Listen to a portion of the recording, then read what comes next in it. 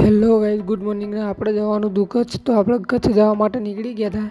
આપણે પહેલાં પાલટીની લોકેશન ઉપર પહોંચી ગયા હતા. પાલટીની લોકેશન ઉપર પહોંચ્યા બાદ આપણે નીકળી ગયા હતા અને આ વિરમગામ હાઈવે ત્યાં ચા પીવા ઊભા રહ્યા હતા આપણે.